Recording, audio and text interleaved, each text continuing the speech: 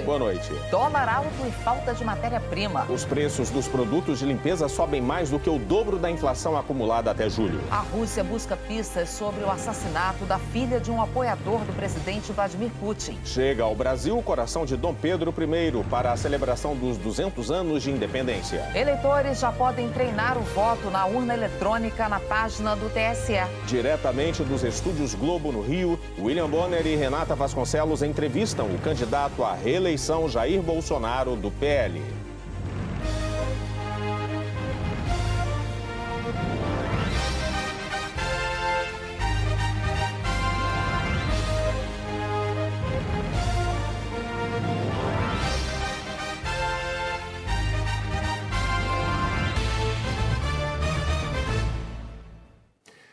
Olá, boa noite. Nós vamos entrevistar ao longo desta semana os candidatos à presidência mais bem colocados na pesquisa Datafolha de intenção de voto, que foi divulgada no dia 28 de julho. Pela ordem determinada em sorteio, com a presença dos assessores dos partidos, Jair Bolsonaro, do PL, é o entrevistado de hoje. Amanhã, Ciro Gomes, do PDT. Na quinta-feira, Luiz Inácio Lula da Silva, do PT. E na sexta-feira, Simone Tebet, do MDB. Nós vamos abordar os temas que marcam cada uma das candidaturas. O tempo total dessa entrevista é de 40 minutos. E, ao fim, o candidato vai ter 1 minuto para as considerações finais. Candidato Bolsonaro, boa noite. Obrigada pela presença. Eu agradeço também a sua presença, candidato, e o tempo começa a ser contado a partir de agora. Nós vamos começar a entrevista com um assunto que tem mobilizado os brasileiros. O senhor tem xingado ministros do Supremo Tribunal Federal, tem feito ataques sem prova nenhuma ao sistema eleitoral brasileiro. O senhor chegou, inclusive, a ameaçar não ter eleição no Brasil, como se coubesse ao senhor decidir uma coisa dessas. Candidato, com franqueza, o que é que o senhor pretende ou o que é que o senhor pretendeu com isso? O senhor pretendeu, por acaso, criar um ambiente que, de alguma forma, permitisse um golpe, contra o qual, inclusive, a sociedade civil se manifestou agora com a divulgação de 2 manifestos ou outros manifestos em defesa da democracia? Primeiro, você não está falando a verdade quando fala xingar ministros. Isso não existe. Isso não existe. É um fake news da sua parte. Outra coisa, eu quero é transparência nas eleições.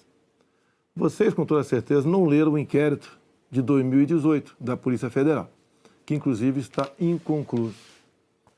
E aquela pergunta que eu sempre faço: se você pode botar uma tranca a mais na sua casa para evitar que ela seja assaltada, você vai fazer ou não?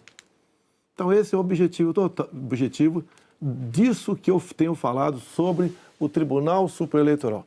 E outra coisa, em 2014, tivemos eleições, no segundo turno, o PSDB duvidou da lisura das eleições e contratou uma auditoria.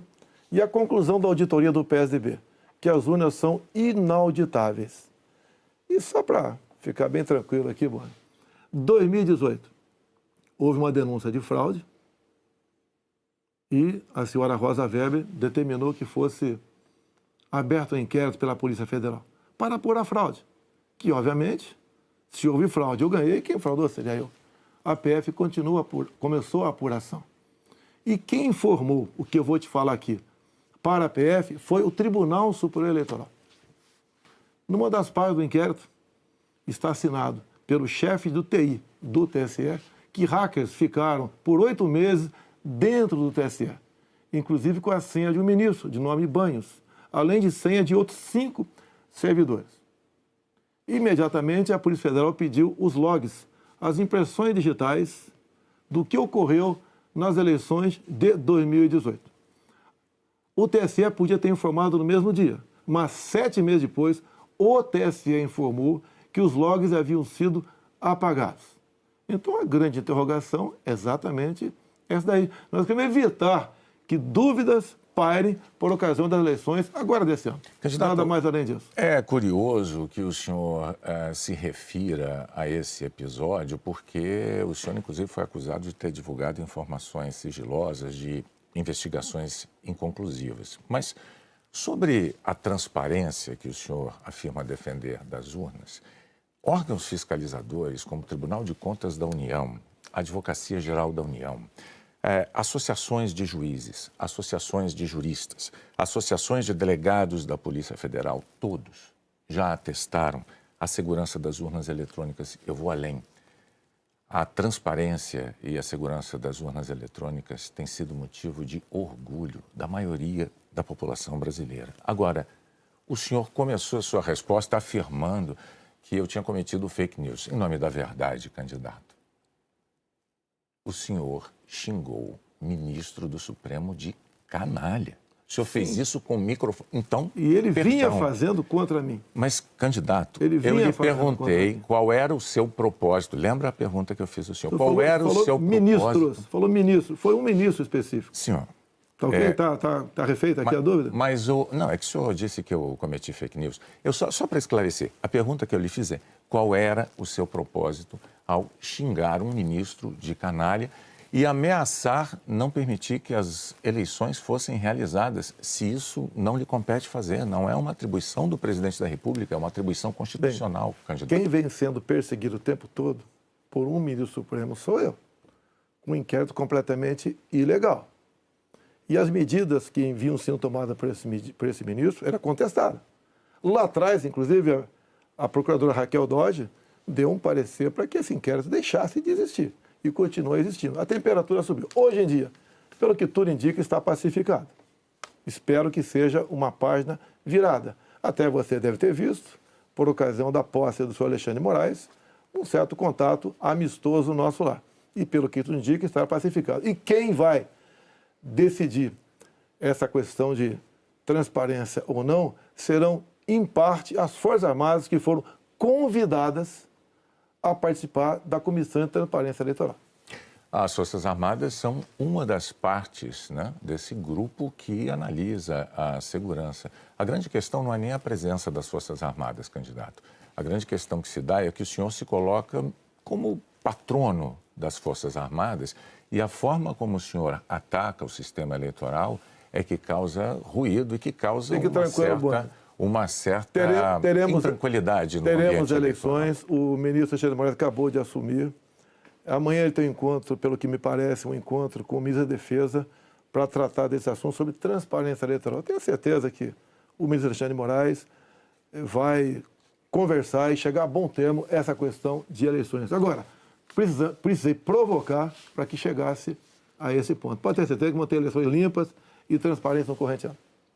O senhor costuma dizer que defende a liberdade, mas a impressão que dá quando a gente vê manifestações de apoiadores seus é de que nem todos têm a mesma percepção daquilo que o senhor defende, porque é muito comum vermos apoiadores seus defendendo medidas absolutamente inconstitucionais. Fechamento do Congresso, fechamento do Supremo Tribunal Federal, golpe militar, intervenção militar com Bolsonaro, essas coisas são ditas. Inclusive, tem uma frase que é muito ouvida também nessas manifestações por parte desses grupos, que é: eu autorizo. No entanto, o senhor não os desautoriza, candidato. Isso não é uma sinalização ruim dessa parcela de apoiadores? Você vê as manifestações nossas sem qualquer ruído, uma lata de lixo sequer virada nas ruas. Eu considero como liberdade de expressão. Essas, artigo 142. O que é artigo 142? É um artigo da Constituição, que eu não entendo da maneira como alguns pouquíssimos entendem. Quando alguns falam em fechar o Congresso, é liberdade de expressão deles, eu não levo para esse lado. Tá? E para mim isso aí faz parte da democracia. Eu não posso eu ameaçar fechar o Congresso. Isso, ou o Supremo Tribunal Federal. Então, Bonner, eu não vejo nada demais, vejo como liberdade de expressão. Como alguns falam em AI-5, nem existe mais AI-5. Você querer punir alguém por ter levantado uma faixinha no meio da multidão AI-5, bom, isso aí é uma coisa que, no meu entender, não leva a lugar nenhum. Agora, o outro lado... Eu não quero interrompê-lo, mas é que o senhor disse algo muito... Perdão, candidato. O senhor disse algo muito importante ainda há pouco. O senhor disse, referindo-se ao ministro Alexandre de Moraes, que teremos eleições, elas serão limpas, etc. Com o intuito de tirar esse estresse, tirar a intranquilidade desse momento eleitoral do Brasil, O senhor não quer aproveitar essa oportunidade diante de milhões de brasileiros para assumir um compromisso eloquente de que vai respeitar o resultado das urnas, seja ele qual for? Seja qual for, eleições limpas serão, devem e têm que ser respeitadas. O senhor vai limpas respeitar... e transparentes têm que ser respeitadas. Está atestado que as eleições brasileiras são limpas e são transparentes e que as urnas são auditáveis. Isto posto, eu lhe pergunto mais uma vez. O senhor vai assumir um compromisso diante de milhões de brasileiros de respeitar o resultado das urnas e estimular os seus seguidores a fazer o mesmo, candidato? Serão respeitados os resultados das urnas desde que as eleições sejam limpas e transparentes. Como você disse que são auditáveis, em 2014 não aconteceu isso. Mas tudo bem. Vamos botar um ponto final nisso? O senhor vai botar um ponto final? Tá, ponto final. Vamos para outra pergunta, outro assunto. Então, vamos respeitar os resultados. Nós temos uma declaração importante do candidato Bolsonaro assumindo publicamente o respeito ao resultado das urnas de outubro. Renata. Pandemia, candidato. Nos momentos mais dramáticos, o senhor imitou pacientes de Covid com falta de ar. Sobre as mortes, o senhor disse, e daí, eu não sou coveiro? O senhor estimulou o uso e usou dinheiro público para comprar medicamento comprovadamente ineficaz contra a Covid. O senhor desestimulou a vacinação. O senhor não teme ser responsabilizado, senão pelos eleitores, pela história? Olha, nós compramos mais de 500 milhões de doses de vacina. Só não se vacinou quem não quis. Eu acho que vocês dois se vacinaram. Comprada por mim. E em tempo bem mais rápido que outros países, que isso não tinha no mercado. Não poderia eu, num primeiro momento, por exemplo, falar que devíamos assinar certos contratos, como, por exemplo, com a Pfizer, onde a Pfizer não garantia a entrega da vacina. A primeira vacina no mundo foi dada em dezembro de 2020. Em janeiro, nós já estávamos vacinando no Brasil. Então, fizemos a nossa parte. E o grande erro disso tudo foi um trabalho forte da grande mídia, entre eles a Globo, desestimulando os médicos a fazerem o tratamento precoce, que isso é conhecido como uma liberdade do médico. Quando algo é desconhecido, como até hoje é desconhecido ainda os efeitos possíveis, efeitos colaterais da vacina, desaconselhar, inibir, ameaçar, caçar o registro de médicos. Isso que foi errado feito durante a pandemia. Mas, candidato, o senhor desestimulou a vacinação. Isso não tem nada a ver com liberdade. O senhor chegou a dizer que quem tomasse a vacina poderia virar jacaré. Mas o senhor associou a vacinação ao vírus da AIDS. E mais, quanto às vacinas, a Pfizer esperou 93 dias por uma resposta quando a empresa procurou o governo para tratar de vacina. A Coronavac, o senhor desautorizou o ministro e chegou a suspender a compra da vacina. Não houve suspensão da minha parte. A questão da Pfizer. No contrato da Pfizer estava escrito: não nos responsabilizamos por qualquer efeito colateral. Outra coisa, a Pfizer não apresentou quais seriam os possíveis efeitos colaterais. Eu usei uma figura de linguagem, jacaré. Figura de linguagem? Sim. Você acha que é o caso de brincadeira? Não é brincadeira isso. Isso faz parte da literatura portuguesa. Então, brincadeira é, num momento difícil para o Brasil, a imprensa desautorizar os médicos pela sua liberdade de clinicar. Esse foi o grande problema. E outra coisa, eu não errei nada do que eu falei. Eu falei no início da pandemia que nós devíamos tratar dos idosos, pessoas com comorbidade, e o resto da população trabalhar. Isso eu falei e não errei. Hoje, muitos países já falam que o lockdown foi um erro, que as pessoas se contaminavam muito mais em casa do que nas ruas. E outra coisa, se falava em fazer o quê o lockdown? Lockdown 1 mês, 2 meses no máximo para achatar a curva. Durou mais de 1 ano o lockdown. E até hoje continua gente falecendo por Covid. Ou seja, o lockdown serviu sim para atrapalhar a nossa economia e contaminar mais pessoas ainda em casa. Candidato, mas as medidas socioeconômicas importantíssimas, elas foram adotadas por governos no mundo inteiro justamente para sustentar o fique em casa no pico da pandemia, fique em casa se puder. Para que as pessoas pudessem proteger a própria vida e, ao mesmo tempo, receber um amparo econômico. Para evitar o colapso dos hospitais, aliás, como nós vimos em Manaus. Pessoas morrendo com falta de oxigênio por um erro de logística e gestão do seu ministro da Saúde. Negativo. Menos de 48 horas, estavam chegando já cilindros lá em Manaus. Lá foi uma coisa atípica, anormal, que aconteceu de uma hora para outra. Menos de 48 horas, cilindros começaram a chegar em Manaus, de alguns pontos do Brasil. Fizemos a nossa parte em Manaus. Não faltou da nossa parte recursos bilionários para governadores e prefeitos enfrentarem a Covid, construírem hospitais de campanha. Então, fizemos a nossa parte. Raro país do mundo que fez algo melhor do que nós fizemos. E o resultado, até o OMS reconhece isso daí. Fizemos a nossa parte. O senhor mencionou 48 horas. O fato é que Manaus ficou uma semana, mais de uma semana, 9 dias, sem receber o apoio para as pessoas com falta de oxigênio nos hospitais. Não é verdade isso. Agora, não é verdade. Candidato, sobre o seu comportamento, com as frases que eu mencionei, imitando pacientes com falta de ar, muitos viram isso como um sinal de falta de compaixão. Eu queria que você botasse no ar eu imitando falta de ar. Realmente... Mas falta de compaixão... Ah, bom, então você começou a mudar. Desculpe, você começou a mudar, tudo bem. Eu completar a minha frase. Muitos viram isso como uma falta de compaixão, de solidariedade com os doentes, com as vítimas, com os parentes das vítimas. O senhor se arrepende? A solidariedade, eu me manifestei conversando com o povo nas ruas, visitando a periferia de Brasília, vendo pessoas humildes que foram obrigadas a ficar em casa sem ter um só apoio do governador ou prefeito.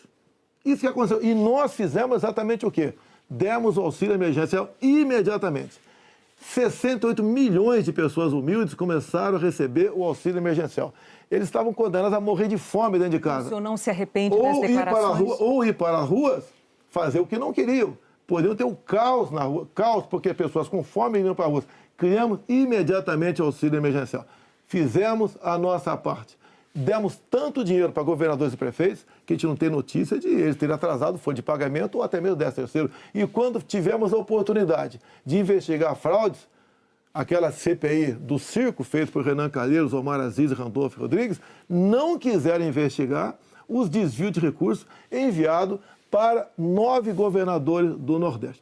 Fizemos a nossa parte e tratei com muita seriedade essa questão. Agora, não adotei o politicamente correto. Não estimulei. Inclusive, o que eu falei é que quando foi decidido o que era essencial, o trabalho essencial, eu falei, deve ser todo aquele necessário para o homem ou a mulher levar o pão para dentro de casa. A própria MS concordou comigo nessa questão. Então o senhor chama isso de politicamente incorreto? O senhor não se arrepende do seu comportamento, das frases que fez, imitando pessoas com falta de ar, como solidariedade com as famílias que sofreram? Você acabou de falar que eu não imitei falta de ar e voltou a falar em falta de ar novamente. Você voltou a falar em falta de ar novamente. 700 mil mortos. A minha pergunta é muito específica. O senhor se arrepende disso? Lamento as disso? mortes. Não tem que não perder um parente, um amigo. Lamento as mortes. Agora, não poderia ser tratada a Covid da forma como começou a ser tratada. E quando você fala em tratamento precoce, lembre-se que no protocolo do Mandetta tinha o tratamento precoce lá, mas só em casos graves, onde eu não concordei com ele. No início, o protocolo do Mandetta era vá para casa. Quando sentir falta de ar, procura um hospital. Eu falei, procurar para quê se não tem remédio? E não tinha vacina também naquele momento. Bom, vamos falar de economia? Eu só queria observar, a Renata não retirou observação sobre o fato de o senhor ter imitado pessoas com falta de ar. Ela disse... Não. Ela disse que o senhor imitou gente com falta de ar e que faltou também a solidariedade. Foram as duas coisas. E o senhor não respondeu. Mas, candidato, o senhor já deixou claro não, que o senhor acha que mais brasileiros se contaminaram por ficar dentro de casa sem se expor. Não, o senhor disse isso. Nova York mostra isso aí. O senhor disse isso. Então, vamos agora para a economia. Dentro de casa do que fora de casa. Vamos para a economia. Vamos para a economia, que é um tema que o senhor também gostaria de abordar certamente. Em 2018, como candidato, o senhor disse assim, numa entrevista: eu sei do que é que o povo precisa. Inflação baixa, taxa de juros menor, dólar menor. Aí veio o seu governo, os juros básicos da economia dobraram, a inflação mais que dobrou, o dólar que estava em R$ 3,90 está em mais de R$ 5,00. É verdade que tudo isso se deu num cenário de pandemia e num cenário também de guerra na Ucrânia. Ocorre que esse cenário não mudou, não é? A pandemia não acabou, infelizmente, e a guerra da Ucrânia é uma realidade ainda.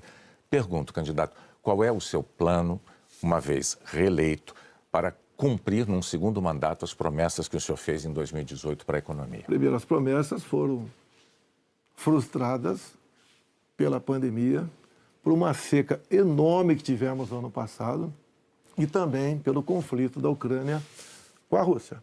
Se você pegar os dados de hoje, você vê o Brasil como talvez o único país do mundo com uma deflação. Um país onde vai ter uma inflação menor do que, por exemplo, a Inglaterra, menor que os Estados Unidos. Você vê também que a taxa de desemprego tem caído no Brasil. Os números da economia são fantásticos, levando-se em conta o resto do mundo. Nós não podemos... Se fosse apenas o Brasil com esses problemas, eu seria o responsável. O que nós pretendemos fazer? É continuar exatamente na política que estamos fazendo desde 2019. A grande vacina a favor da economia em 2019 foram reformas, como, por exemplo, da Previdência. Foi, por exemplo, a Lei da Liberdade Econômica. Foi a modernização das NRs, das normas regulamentadoras. Milhares de normas nós deixamos de lado, nós revogamos. Então, a grande reforma da economia foi feita, a grande vacina foi feita em 2019, que fez com que nós pudéssemos suportar 2020. Nós pegamos 2020 e 2021 e tivemos um saldo positivo de quase 3 milhões de empregos no Brasil. Diferente de 2014 e 2015, que tivemos uma perda de quase 3 milhões de empregos no Brasil. Isso é sinal do quê? Competência da equipe econômica. Programas como, por exemplo, o Pronamp e o BEM preservaram mais de 10 milhões de empregos no Brasil. O próprio auxílio emergencial, num primeiro momento R$ 600, fez com que a economia, em especial nos pequenos municípios, o município não colapsasse. Então, essas medidas, entre outras, fizeram a gente romper 2020 e 2021. 22, quando veio a guerra agora, problemas nós tivemos. Fui na Rússia negociar fertilizantes com o presidente Putin. Se não tivesse ido, não teria fertilizante para a nossa safra agora, desse segundo semestre. Não, isso é importante. Não. Isso garantiu o quê? A segurança alimentar do nosso Brasil e do mundo. Só para concluir, então, num segundo mandato, o senhor daria sequência aos planos que foram estabelecidos e desenvolvidos no primeiro plano. Bonner, você pode ver, Bonner, nós somos o 7º país mais digitalizado do mundo. Tá?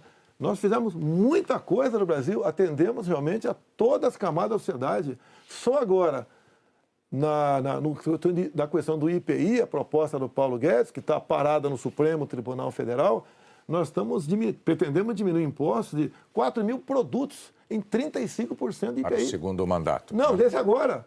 É que a proposta parou no Supremo Tribunal Federal. Estamos há semanas. Agora, senhores, para que a gente possa abordar... Isso começou há 2 meses a redução de IPI, não foi de agora. Para que nós possamos abordar nessa entrevista o maior número de temas, vamos prosseguir, vou falar sobre meio ambiente. Em 2020, o seu então ministro do Meio Ambiente, Ricardo Salles, disse que era para aproveitar que a imprensa toda estava focada na cobertura da pandemia para ir desregulamentando as leis ambientais, o que ele chamou de passando a boiada. Fato é que, no seu governo, a taxa anual de desmatamento da Amazônia deu um salto, é a maior em 15 anos. O senhor continua apoiando essa política de desregulamentação? Olha, você tem que pensar que na Amazônia você tem quase 30 milhões de habitantes lá. Tem 30 milhões de brasileiros na Amazônia. Primeira preocupação é essa. Outra, qualquer propriedade lá tem que preservar 80% e pode usufruir de 20%. Eu tentei, nos primeiros 2 anos de mandato, fazer a regulação fundiária, para saber, por exemplo, qualquer local desmatado ou com foco de calor, de quem é o CPF daquela propriedade. O presidente da Câmara não colaborou para botar essa proposta avante. Agora, quando se fala em Amazônia, por que não se fala também agora na França, que há mais de 30 dias está pegando fogo? A mesma coisa está pegando fogo na Espanha e Portugal. Califórnia pega fogo todo ano. No Brasil, infelizmente, não é diferente. Acontece. Grande parte disso aí, alguma parte disso aí é criminoso, sei disso. Outra parte não é criminoso. É o ribeirinho que toca fogo ali na sua pequena Uma coisa propriedade. É incêndio natural, outra coisa é o desmatamento. Mas tem incêndio, o Pantanal Sul-Mato-Grossense é comum pegar fogo de forma espontânea. Agora, candidato, a favor das críticas dos especialistas à sua política ambiental, tem os números. No seu governo, a taxa anual de desmatamento da Amazônia saltou de 7.500 quilômetros quadrados em 2018 para 13 mil ano passado. O levantamento do MAP Biomas mostrou que 97% dos alertas de desmatamento emitidos desde 2019 não foram fiscalizados pelos órgãos responsáveis, 97%. Especialistas dizem que quando o senhor desautoriza, por exemplo, a destruição de equipamentos pelos órgãos fiscalizadores ou quando o senhor desmonta órgãos como o IBAMA, o senhor está passando uma mensagem de incentivo a quem desmata ou ao garimpo ilegal. Primeira coisa, a destruição, como dá em lei, é se você não puder retirar o equipamento daquele local. O que vinha acontecendo, e ainda vem, infelizmente, é que o material pode ser retirado do local, porque se chegou lá, pode ser retirado. E há o abuso de uma parte. E como eu disse para você, tem locais... De qual parte? Tem locais na Amazônia ali que é permitido. Mas desculpa, eu não entendi. Abuso de qual parte? Do órgão fiscalizador? Sim, por parte do IBAMA. Por que, candidato? O que seria um Mas abuso o seguinte, do IBAMA, o que diz a lei? da defesa da floresta O que diz a lei? Um trator, por exemplo, você tem que tocar fogo se não puder retirar daquele local. E muitas vezes o pessoal do IBAMA faz? Toca fogo mesmo podendo retirar o material de lá. Mas a quem interessa defender a posse de um trator utilizado para derrubar árvores na Amazônia, candidato? Mas não está derrubando árvore na Amazônia, está derrubando em áreas, muitas vezes... Mas a lei não fala se um local é permitido ou não. A quem interessa, candidato? A lei não fala. Tem sido destruído, vem ser destruído. A minha orientação é cumprir a lei. Nada mais além disso. E os órgãos fiscalizadores... Olha só, a Amazônia é do tamanho da Europa Ocidental.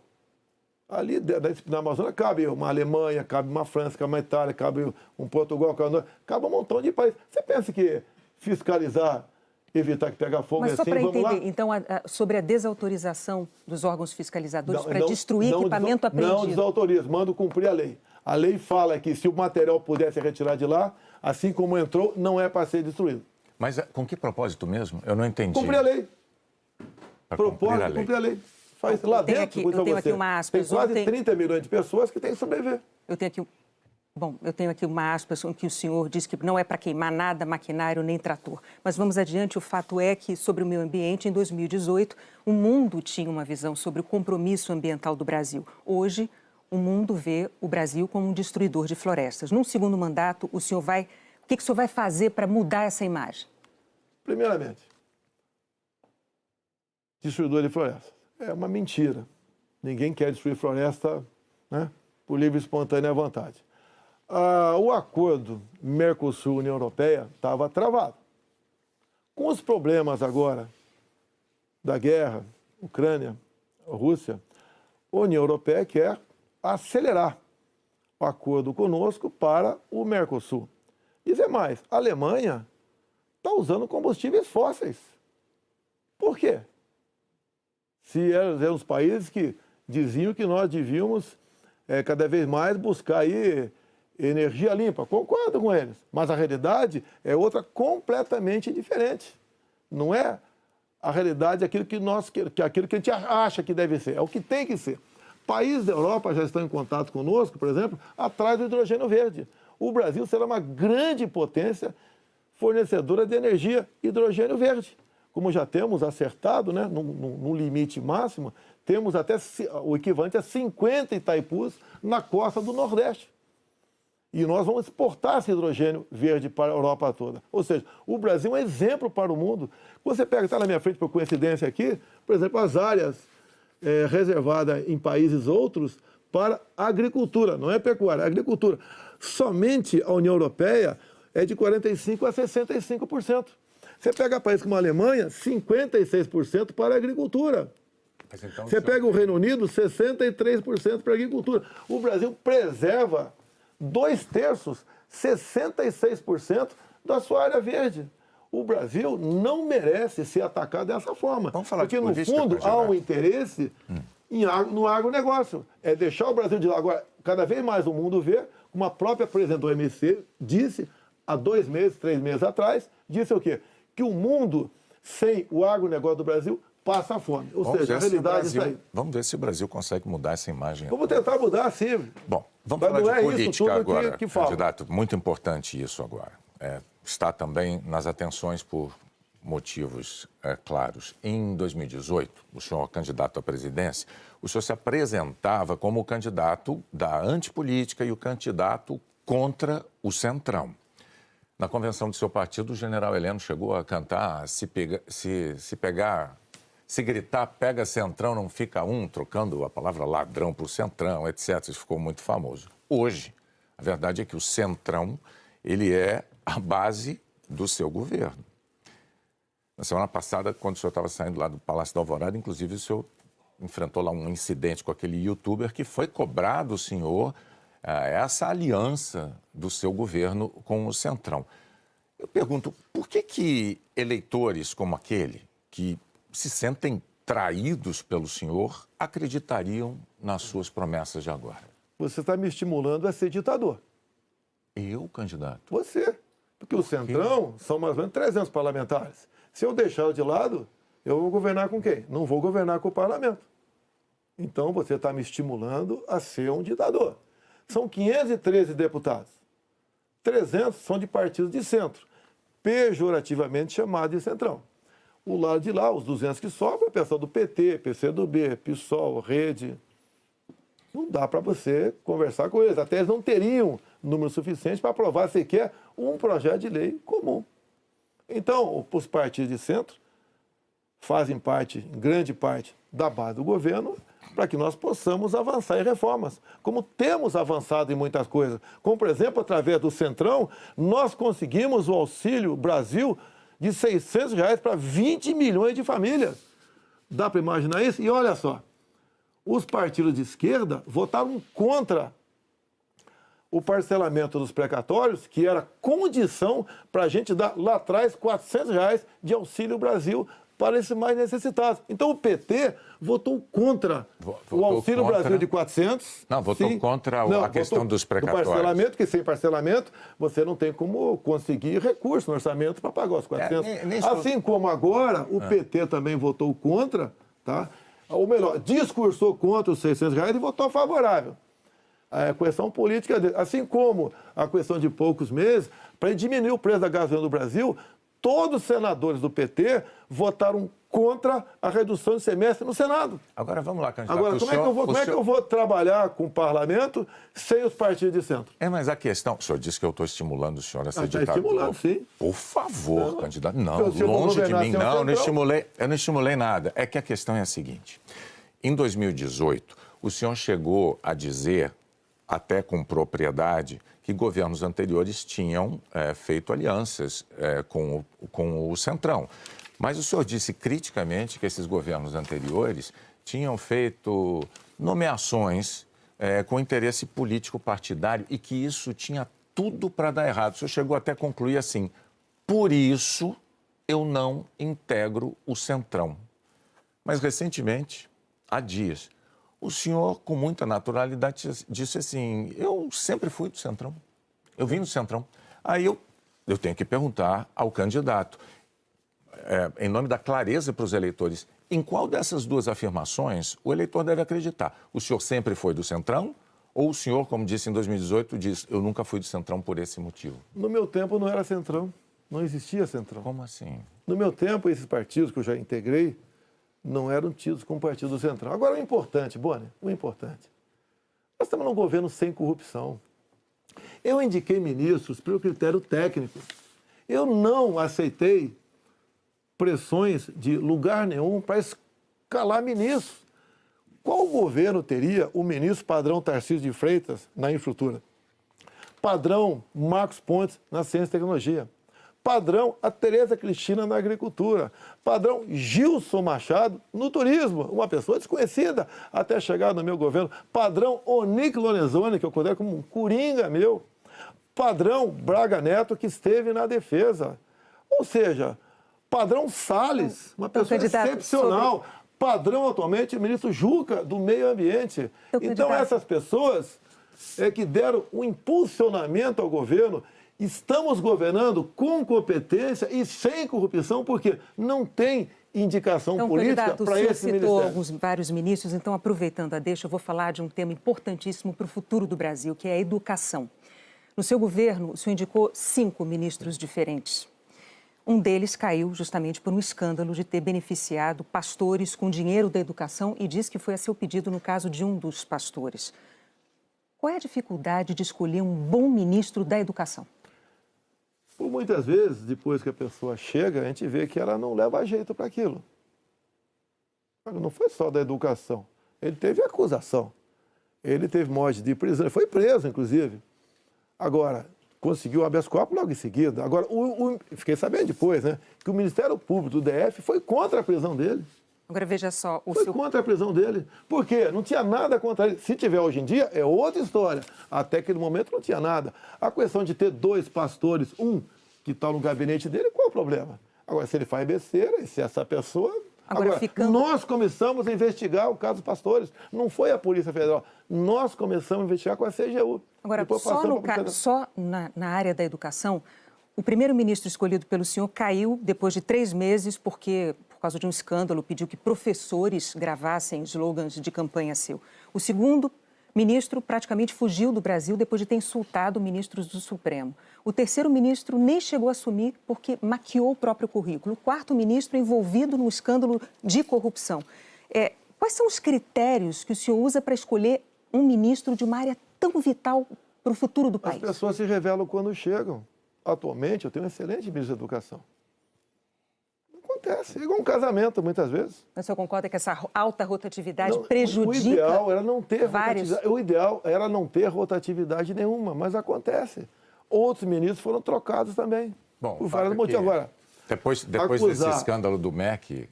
Que escândalo do MEC, Boni? A saída do ministro Milton Ribeiro. Mas a saída é escândalo, MEC? Não é escandaloso, candidato, um ministro destinar dinheiro da educação para 2 pastores, dizendo que o presidente da República indicou um deles. Cadê o duto cadê o duto do dinheiro vazando ali? Cadê o dinheiro? Candidato, não sabemos. Cadê o dinheiro aparecer? Você não sabe? E está me acusando? Está acusando o Milton por isso? O senhor tem todo o direito de achar que não foi um escândalo. Nós vamos adiante. Depois do caso do ministro Milton Ribeiro no MEC, o senhor atenuou um pouco o seu discurso de que não havia corrupção no seu governo. Antes não tinha corrupção. Hoje, o senhor diz que os casos pipocam. Os casos pipocam de corrupção no seu governo. Bom, ao mesmo tempo, vão se acumulando denúncias de interferências suas na Polícia Federal, que é um órgão de Estado, não é um órgão de governo, e um órgão de Estado que o senhor prometeu prestigiar. Como é que o senhor explica para o eleitor essa mudança da sua postura da eleição de 2018 para cá, candidato? Primeiramente, quem me acusou de interferência na PF foi o ex-ministro Sérgio Moro. Falou que a prova da interferência estava numa sessão reservada nossa. Bem, eu não queria, a sessão foi gravada, eu não tinha obrigação de entregar ali a fita. O senhor teve 4 diretores gerais da Polícia Federal eu não tinha obrigação de entregar a fita. Entreguei a fita. Foi revelado, até com muitos palavrões na reunião de ministros. Não acharam nada. O que acontece? Eu, quando entrego o ministério para alguém, eu dou o ministério para aquela pessoa agir. Tá? A Polícia Federal, com a saída do Sérgio Moro, melhorou e muito na apreensão de drogas, na apreensão de numerários, tá? Em operações, melhorou muito. Em armamento, melhorou. E as pessoas vão mudando. Por exemplo, quando o André Mendonça saiu, porque ele foi para o Supremo Tribunal Federal, eu não considero uma saída da parte dele. Atualmente, temos um delegado da Polícia Federal à frente do Ministério da Justiça. Agora, ninguém comanda a PF, Bonner. Se pudesse comandar, o Lula teria comandado, a Dilma, o Temer, seja lá quem for. Ninguém consegue comandar a Polícia dessa forma como você está falando aí. É que a Associação dos Delegados da Polícia Federal divulgou recentemente um documento com críticas, né? Eles afirmaram que o senhor e a sua equipe de governo trouxeram desgaste, eu estou lendo aqui os termos dele, trouxeram desgaste à imagem da instituição Polícia Federal e também prejuízos para os policiais federais. E que falas suas, candidato, jogaram desconfianças sobre a autonomia e sobre a imparcialidade da Polícia Federal, que goza de autonomia já há alguns anos, como ninguém poderia negar. Qual é a sua posição, então, diante de um documento com uma queixa, uma acusação como essa da Associação Nacional dos Delegados? Primeiro, acabar de confirmar que não tem interferência, que gosta de autonomia. Outra coisa, Peraí, eles acabaram de mostrar para mim que não tem interferência, gosta de autonomia. Eles dizem que, então, eles dizem que o senhor as suas palavras jogaram desconfiança sobre a autonomia da PF, candidato. Não. Eu acabaram de falar que eu estou certo. Não tem interferência lá. Contrário. Outra coisa, eles queriam uma reestruturação de carreira agora. Eu achei até justo. Mas outras categorias não concordavam com isso, sem serem beneficiadas também. E daí começou um movimento por parte de alguns delegados da PF, contrário à minha posição, que deságua numa nota como essa daí. Eu queria, inclusive, reestruturar a Polícia Rodoviária Federal, que era bem mais fácil, menos onerosa. Os delegados, essa mesma associação, não topou fazer isso aí. Então, aí está uma briga política, salarial, por trás disso. Candidato, o senhor agora tem 1 minuto para suas declarações finais. Pois é, passou rápido. Eu queria ficar algumas horas com vocês aí. Tá? Quando o senhor começar, a gente começa a contar o tempo. Vamos lá. O que eu tenho a falar para a população brasileira? Peguei o Brasil numa situação crítica, na questão ética, moral e econômica. Começamos a trabalhar, tá? Fizemos muitas reformas em 2019. Infelizmente, tivemos a Covid, depois tivemos a guerra lá fora, tá? Tivemos uma seca enorme. E nós fizemos todo o possível para que a população brasileira sofresse o menos possível. Isso nós fizemos. Hoje você nota o preço do combustível caiu assustadoramente, nada de canetada, com o trabalho nosso junto ao Parlamento brasileiro, conseguimos R$600 de Auxílio Brasil para 20 milhões de pessoas mais pobres, conseguimos a transposição do São Francisco, que estava parado desde 2012, levando água para o Nordeste. Nós pacificamos o MST, titulando terras pelo Brasil, e 90% dessa titulação foram para as mulheres. Criamos o PIX, tirando dinheiro de banqueiros, fazendo com que a população pudesse se transformar muitos em pequenos empresários, um PIX sem qualquer taxação em cima do PIX. Anistiamos 99% da dívida de 1 milhão de jovens junto ao FIES. Encerrou? Acabou. Muito obrigado aí, até a próxima. É boa, né? Renato, até a próxima. Candidato, mais uma vez, muito obrigado por ter vindo e por ter prestado esses esclarecimentos ao público telespectador, aos eleitores brasileiros. Nós voltamos ao estúdio do Jornal Nacional.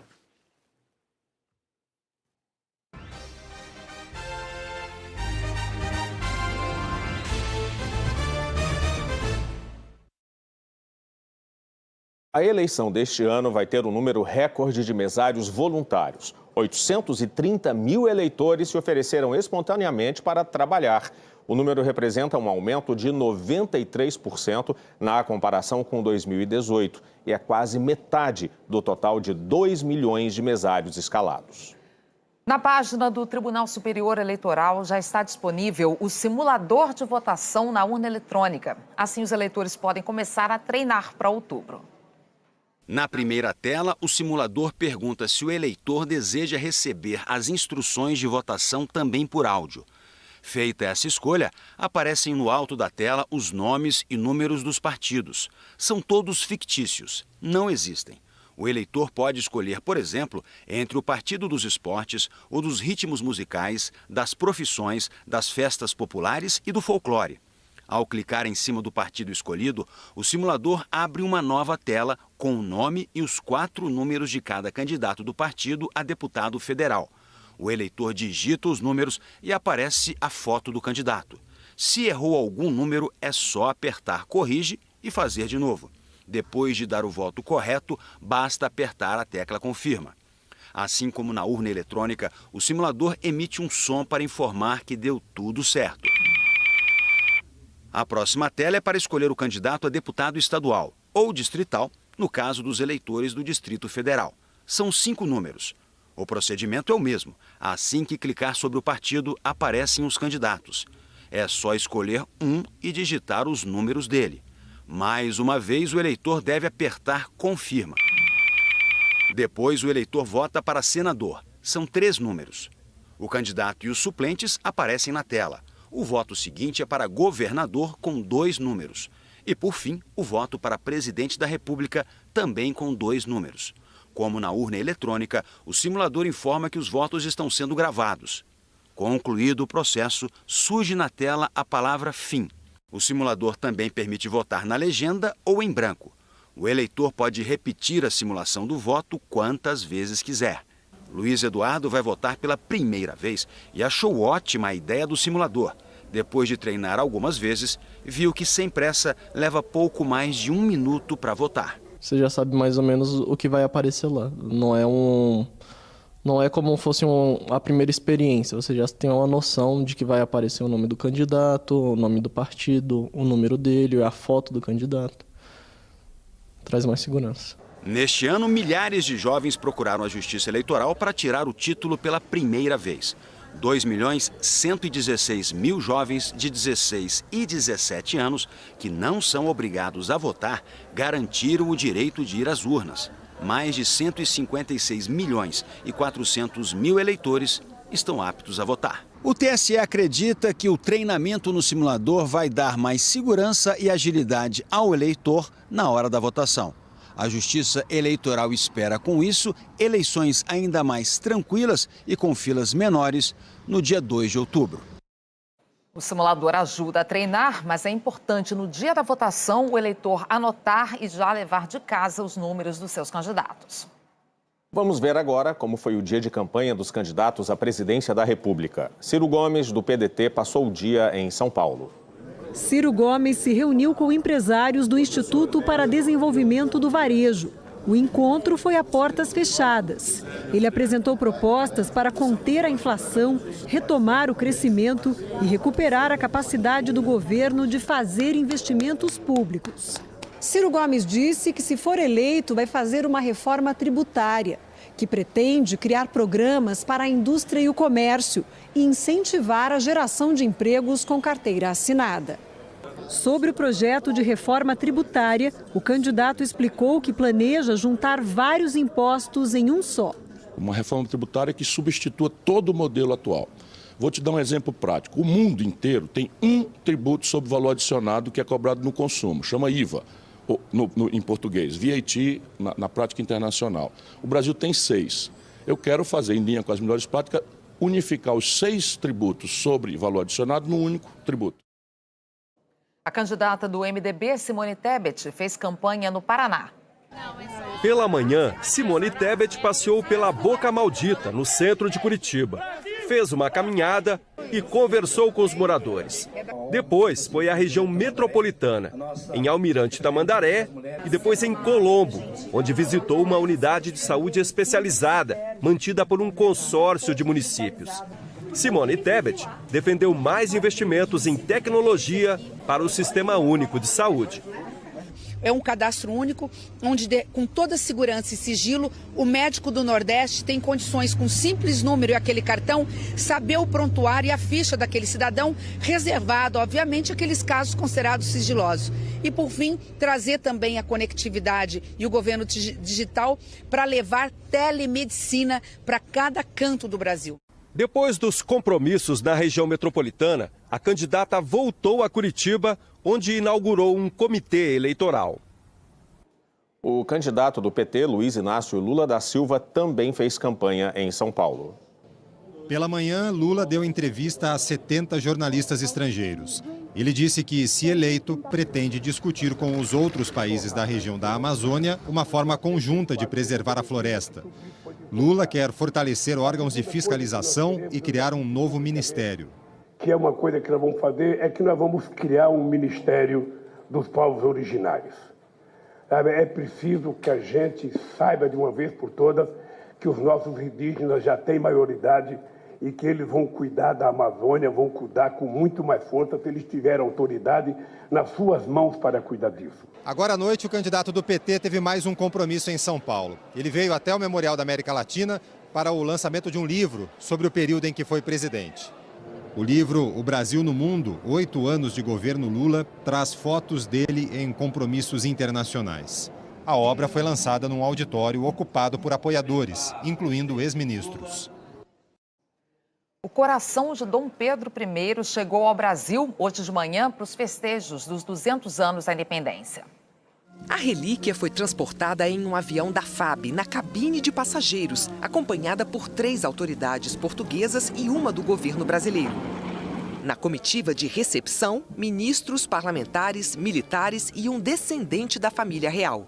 Assim que pousou, pouco depois das 9h30 da manhã, o coração foi levado direto para o Ministério das Relações Exteriores. Dom Pedro I morreu em decorrência de tuberculose em 1834, aos 35 anos. Historiadores afirmam que ele pediu que o coração ficasse na cidade do Porto, onde passou 2 anos enquanto travava uma guerra contra o irmão Miguel. O coração está conservado em formol há 187 anos. É a primeira vez que o coração de Dom Pedro I deixa Portugal. Foram 5 meses de negociação e de avaliação por peritos portugueses para saber se o coração tinha condições de ser transportado até o Brasil. Amanhã, a relíquia será recebida na rampa do Palácio do Planalto em uma solenidade com as honras de chefe de Estado. A partir de quinta-feira, o coração ficará exposto nesta cripta, no Itamaraty. Durante a semana, a visitação será apenas para escolas. E nos fins de semana, aberta ao público geral. O coração de Dom Pedro I retorna a Portugal em 8 de setembro. A seguir, as investigações sobre a morte da filha do apoiador do presidente russo Vladimir Putin. Produtos de limpeza sobem mais do que o dobro da inflação no Brasil.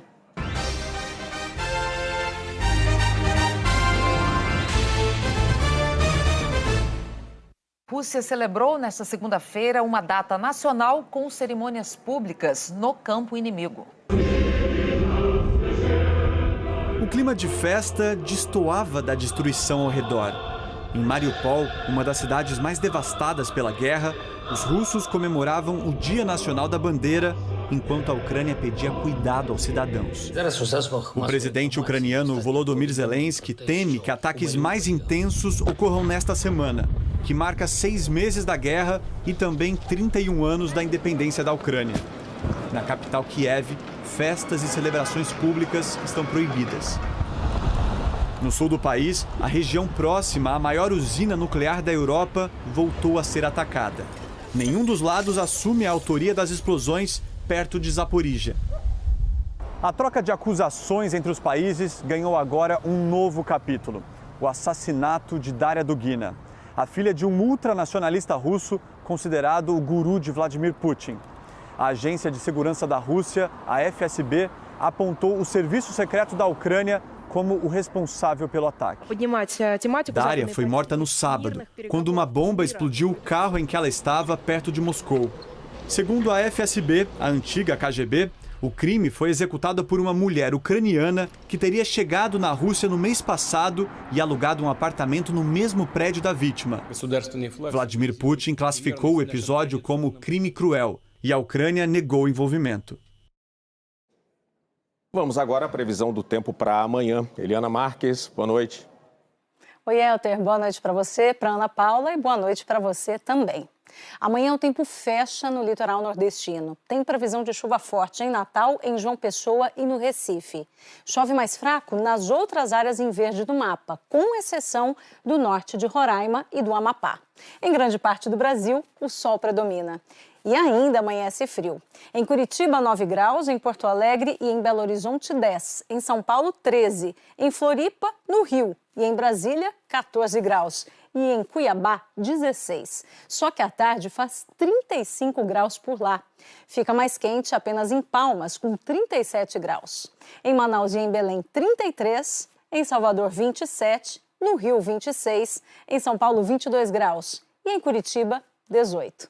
Já ao longo da semana, volta a fazer calor, inclusive nas capitais mais frias do país. Em Curitiba, máximas de 25 graus na sexta-feira e também no sábado. E em Porto Alegre, 28 na sexta. No sábado, dá uma refrescada.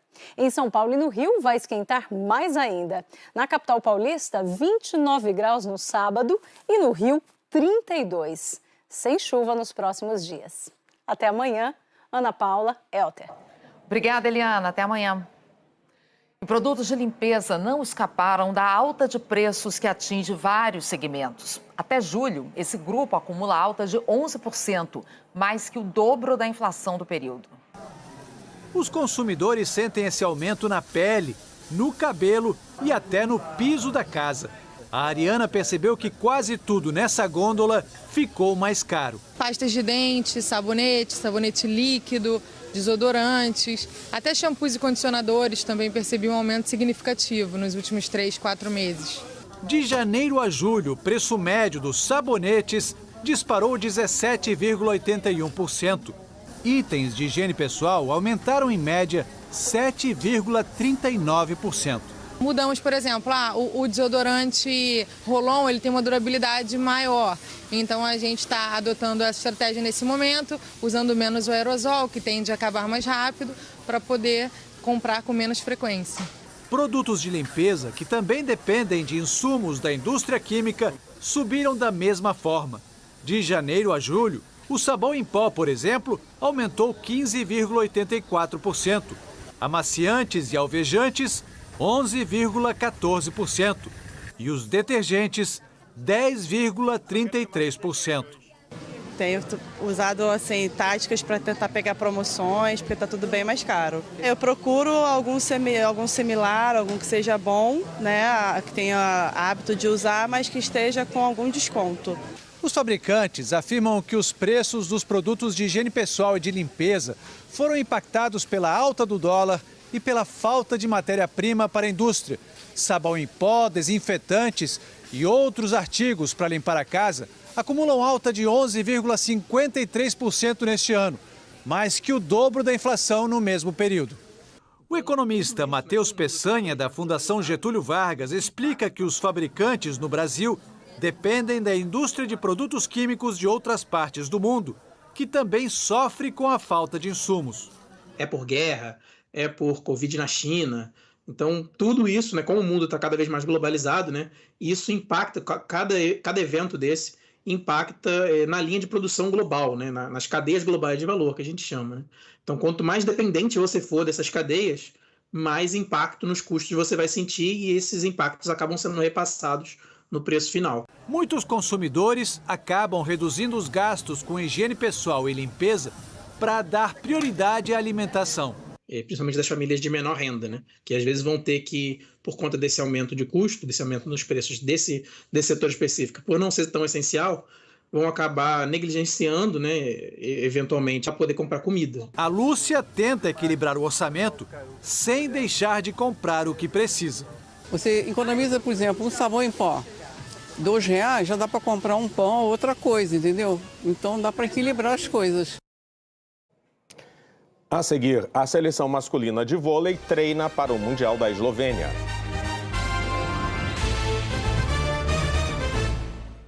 A seleção brasileira de vôlei está treinando na França para o Campeonato Mundial, que começa nesta sexta-feira. A meninada francesa estava animada com a aula de hoje. Matéria vôlei com professores brasileiros. Eu disse a esse aí que gostei da camisa em homenagem ao Brasil. Eles são alunos de uma escola de Saint-Ouen que fica bem perto da base do time Brasil para os Jogos Olímpicos de Paris. Ter a possibilidade de ter academia junto com a quadra, né, bem próximo à Vila Olímpica, ter um refeitório com comida que a gente está acostumado, poder ter seguir de certa maneira uma dieta controlada, eu acho que são coisas muito importantes. No primeiro teste dessa estrutura, as observações da comissão técnica da seleção brasileira foram mínimas. Condições perfeitas para o time treinar para o Campeonato Mundial que começa no dia 26 na Eslovênia. E está sendo ótimo para todos nós, porque daqui a 4 dias estamos jogando a primeira partida do Campeonato Mundial contra Cuba, então temos que manter acesa essa chama aqui que vai nos fortalecer muito. Mesmo durante a preparação para o Campeonato Mundial de Vôlei, a corrida por uma vaga na Olimpíada está sempre na cabeça e nos corações deles. Mas dessa vez, não dá para dizer que os 15 jogadores da seleção masculina estão pensando em Paris 2024. Aos 35 anos, o Wallace, campeão olímpico em 2016, já tinha se aposentado da seleção.